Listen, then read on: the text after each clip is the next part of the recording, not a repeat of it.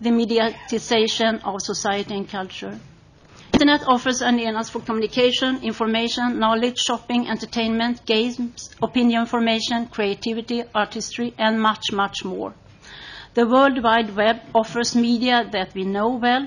We can partake of radio, television, film, newspapers, on a variety of platforms on the web, to some extent in new forms, including interactivity.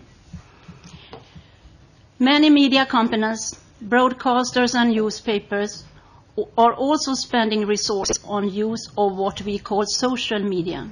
Social media are something entirely different, enabling activities that combine technology, social interaction, and user-generated content. They include different kinds of fora for discussion, community, blogs, and other sources of comment. The web-based activities that show the strongest growth among young people are those that make possible individual interaction, not least what we call social networking as Facebook, MSN, and Messenger. Media conversation and interplay, contacts with others who share one's interests. As you can see of the figure regarding young Swedes' most popular activities on internet. Some applaud the young people's mastery of the media, while others worry about their inexperience and vulnerability. Unknown properties of new media technologies have always tended to arouse fears, and indeed many parents, teachers, and politicians have expressed concern regarding the negative influences of media on children and youth. As long as modern mass media have existed, there has been waves of moral panic concerning how the media influence our young. These concerns have increased as media technology has advanced. Today there is particular concern about what we call harm and offense in media content that can be distributed ever more widely via the internet, satellite cable television, computer games, and mobile telephones. We talk about violent and pornographic fiction and non-fiction, offensive advertisements, stereotypical and disrespectful depictions of young people, women, and minorities, hate-mongering messages, and so forth. And there are widespread fears regarding the risks young people expose themselves to on the web through anonymous encounters in the context of social networking. Meeting strangers, being groomed, stalked, etc. Other new risks are self-harm, suicide, drugs, gambling, addiction, and commercial risks, for example, use of personal data. On another front, we have issues relating to illegal downloading and the ramifications of apparently crumbling institutions surrounding intellectual property rights. For decades, different actors have proposed and debated different means to limit the spread of content that may be considered harmful to young people, including laws, self-regulation, and co-regulation. The UN Convention on the Rights of the Child, which celebrated its 20th anniversary last week, provides an international framework for these efforts in two key articles, 13 about the right of freedom of expression and 17 the right to information. The Convention encouraged governments and civil society institutions to develop appropriate guidelines for the protection of the child from information and material injurious to his or her well-being. The question of media and young people has occupied the European Union for a long time as well. First and foremost, in the European Union instruments, responsibility rests with the adults, but these adults need help in form of both political decisions and initiatives on the part of the media industry, codes of ethics, and rules that require the industry to assume its share of responsibility vis-à-vis children and youth. And we know today that it is not enough to use one or the other instrument if we are to achieve our goals. Instead, we need to achieve effective interaction between legislation, co-regulation, and self-regulation. All parties, government, the media industries, and not least the civil society, need to develop effective modes of collaboration. But in the digitized media landscape and media culture of today, we face new challenges. We need policies that balance the goals of maximizing opportunities and minimizing risks. So to approach issues relating to young people and media solely in a regulation perspective is too limited. In order to attain an all-round framework, viewers and users' perspectives need to be taken into account. That is about media and digital literacy, needed for all citizens, but of decisive importance to the younger generation. Modern media, and particularly internet, represent social and cultural resources that can empower young people in both their personal development, cultural expression, and their development as members of society as active citizens. These processes involve imagination and creativity as well as learning and knowledge. It is recognized that media and digital literacy consist of a number of kinds of knowledge and skills. In addition to access to media, young people need an understanding of how the media work, how they create meaning, how the media industries are organized, how they make money, and the goals towards which they work, and knowledge about political censorship and commercial barriers. Media literacy also means knowing how media can be used and being able to express oneself or express one's creativity using them to produce media content of one's own.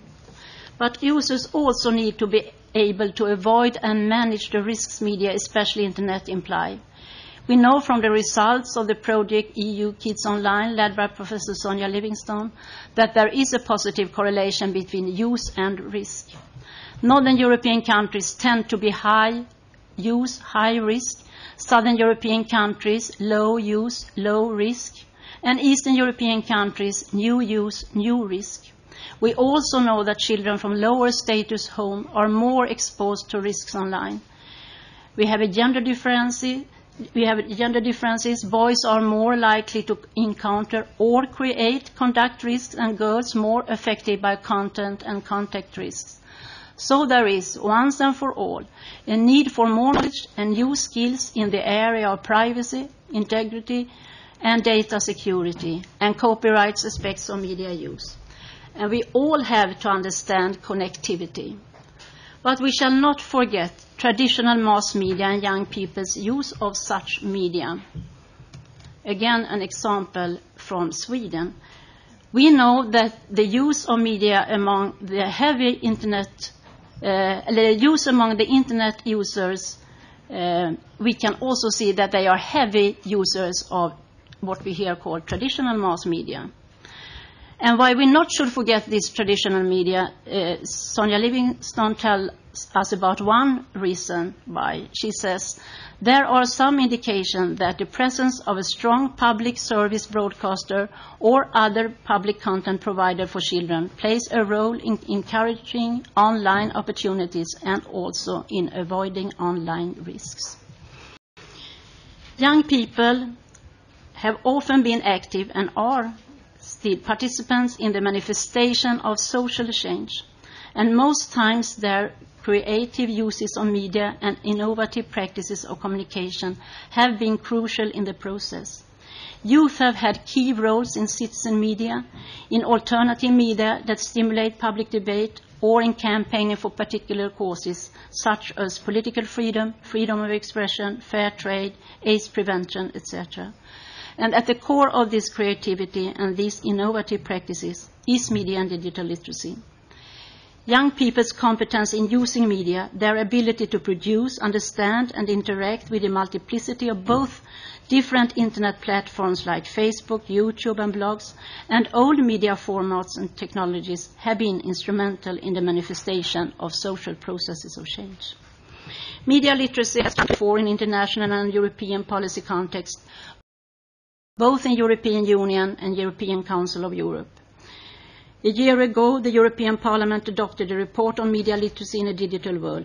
The Parliament urged the Commission to adopt the recommendation and then develop an action plan on media literacy.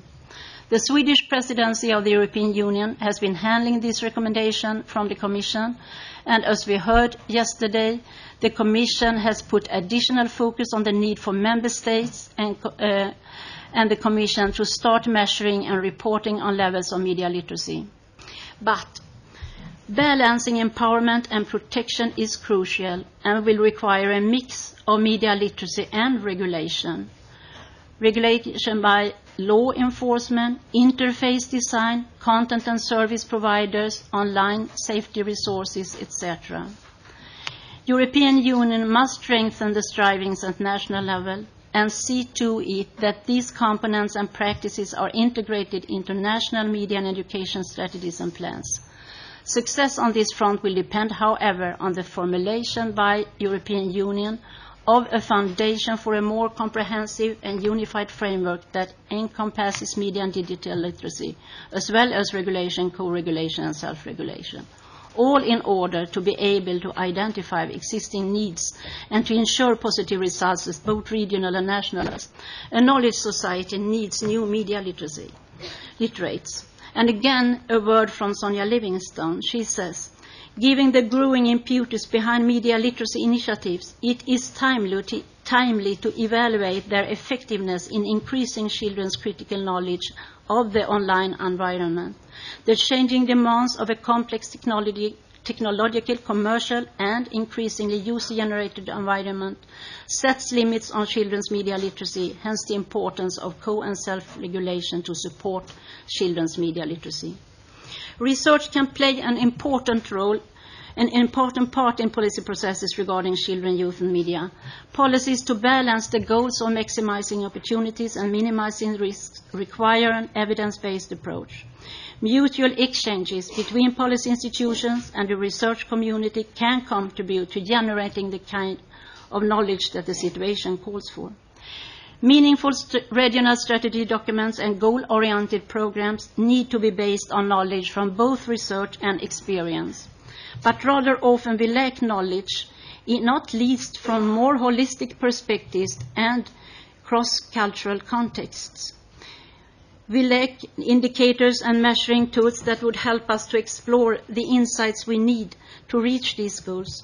And that is a fundamental problem, even when we are discussing the media culture of our young. We need more comparative projects. From that point of view, the EU Kids Online project is an excellent example. But we also need indicators, statistics, and other tools documenting trends in a long-term perspective. The development of such resources allow us to follow developments in the rapidly changing media field, nationally and regionally, and to bring the emergence of new phenomena and relationships to light. Such measures on a European basis will be crucial to our ability to deal adequately with the difficult media issues regarding young people and media in the future. To conclude, many pressing issues facing politicians and policymakers today have to do with digital media and phenomena in cyberspace. The European Union has to debate the Internet of the future and issues relating to on whose terms the web should operate and whose needs it should fill. What mediated societies do we want, and who is this we? These issues touch on vital democratic values. The protection of human rights and freedom of expression, ensuring universal access to the Internet as a public service, and promoting media literacy are key priorities, as stated in the conclusions from the European Dialogue on Internet Governance 2009. From that point of view, we should have in mind from our European perspective that good governance and global leadership are more essential than ever in the age of rapid globalization and digitization. There is a need for multilateral solutions to vital global issues, and several of these have a strong media and communication component, not least issues regarding young people and Internet and media and digital literacy. There is a need to spell out the meaning and ramifications of a global governance system. Clearly, here are links between good governance on the global, regional, and national levels. But global governance currently faces multiple problems, not least with multipolarity. The need for more effective global governance poses a significant challenge to the European Union and the Council of Europe. And finally, we should not lose sight of the fact that power, identity, and inequality are still concepts of vital relevance when discussing young people in the European digital media culture. And we should neither lose sight of the fact that the areas in the media landscape, not least the routes that communication takes, are creations of political will. This is true of Internet and mobile telephones, as well as television and even earlier radio. Many assume that development is propelled by a combination of new technologies and smart business ideas, but actually, without political will, there can be no development. These truths lies at the core of how we treat the most important issues regarding children, youth and media and communication in Europe and all over the world. Thank you.